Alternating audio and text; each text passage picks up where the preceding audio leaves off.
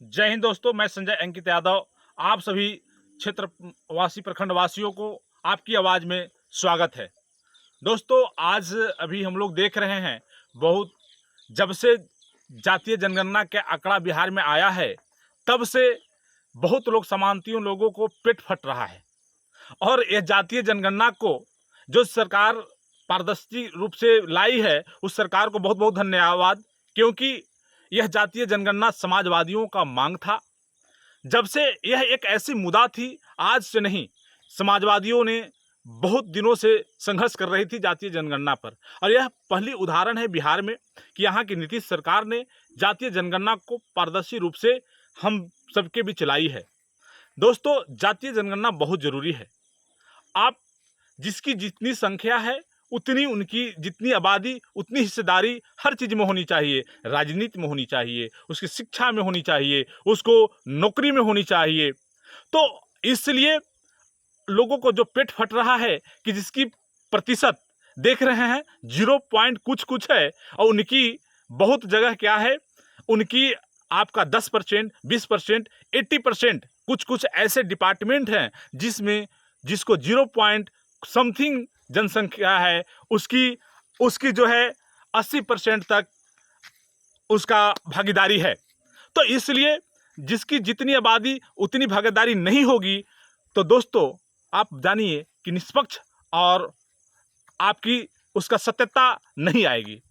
क्योंकि सभी लोग को विकास जब करना होगा, हम सभी देशवासी जब विकास करेंगे तभी देश विकसित होगा, तभी देश विकास करेगा। इसलिए सभी की विकास होनी चाहिए, नहीं कि कुछ चंद लोगों की विकास हो, उसमें हमारा देश का विकास नहीं है। इसलिए यह जनगणना जो है बहुत ज़रूरी था और बहुत अच्छे काम किए हैं। लेकिन कुछ लोगों ने इस जनगणना के जब आई आंकड़ा तो पेट फट रहा है। किसी के 2%, किसी का 5%, किसी का 14%, किसी का कुछ परसेंट हैं।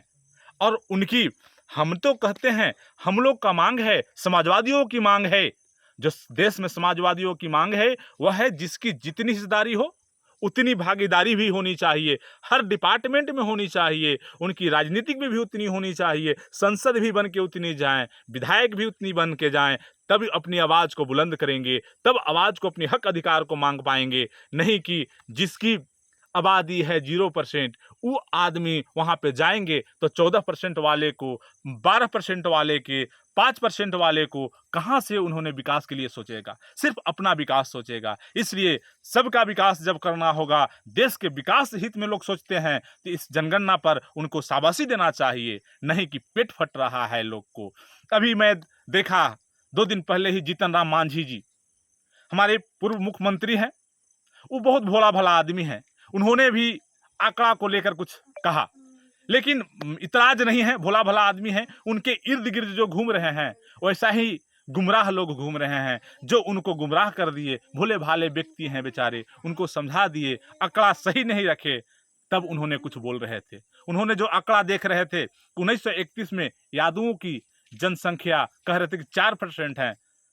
मांझी जी और उनके इर्द गिर्द घूमने वाले को मैं कहता हूँ, आंकड़ा आप सही से देखें, वेद प्रकाश जी प्रकाशित किए हैं, उसको दिखाए हैं। उसमें उस समय 1931 में जनगणना जब हुई थी तो यादवों की जनसंख्या जो थी 11% थी। और उसमें आप वो बोल रहे हैं कि इतना बतौर वृद्धि है, इन्होंने गलती किया है। इसका टीचर जो है बाईजप्ते, उन्होंने इसका जनगणना घर घर जाकर किया है। आप देखिए उस समय 11% थी, उस समय बिहार, झारखंड और आपका उड़ीसा सब साथ में थी, तब 11% जनसंख्या थी। जब आप अभी औसतन देख लीजिए झारखंड में यादवों की जनसंख्या कितनी परसेंट है, बहुत होगा तो 4 से 5% होगा। आप उड़ीसा में लेकर चले जाइए, उड़ीसा में जनसंख्या में यादवों की कितना है, तो वहां भी समथिंग लगभग 10 से नीचे होगा, 6-7 के आसपास में होगा, एक्यूरेट नहीं बता सकते। लेकिन वही जनसंख्या बिहार में जब वहां घटा, संयुक्त जब तीनों राज था, तो जब जनसंख्या 11% थी, आज कब हो रहा है 2021, कितना वर्ष हो गया, 90 वर्ष। 90 वर्ष में बताइए आप ही लोग साथियों कि कितना वृद्धि होनी चाहिए, 14% है, ये कहाँ ज्यादा वृद्धि है। तो 14% समथिंग है 26 करके। तो ये मांझी जी नहीं बोले, उनके द्वारा बुलाया गया है। ऐसे सामंतियों चाहते हैं कि हम लोग गुमराह करके लोग को अपने राज करें। जितने भी अभी तक राज किए हैं, यह तो पहली उदाहरण है जब हर सरकार को, यहाँ की केंद्र सरकार को भी मैं बोलना चाहता हूँ, आपसे रिक्वेस्ट करना चाहता हूँ कि आप भी देश में जनगणना कराएं और जिसकी जितनी आबादी हो उतनी सबको भागीदारी दें, तब देखें कि देश कितना विकास करता है, कितना आगे तरक्की करता है। इसलिए इसमें किसी को पेट फटने की जरूरत नहीं है। आप भी इसका सपोर्ट करें। आपको जितना जनसंख्या होगा आपकी भी भागीदारी मिलेगा, नहीं कि आपको छीना जाएगा, आपकी भागीदारी किसी दूसरा को दिया जाएगा। ऐसा नहीं। हम लोग समाजवादियों का जो सोच था और यहाँ के नेताओं को जो सोच था कि नहीं, जिसकी जितनी आबादी उतनी भागीदारी सबसे मिलनी चाहिए, कम किसी को नहीं मिलनी चाहिए, न ज़्यादा मिलनी चाहिए। आप लोग का पेट क्यों फट रहा है? इसलिए यह जो समस्या है बहुत सोचनीय समस्या है, और आप दिल से सोचें और दिल से आपकी जो बात आती है कि हाँ, जिसको जितनी हिस्सेदारी है उतनी मिलनी चाहिए कि नहीं, और यही उचित होगा।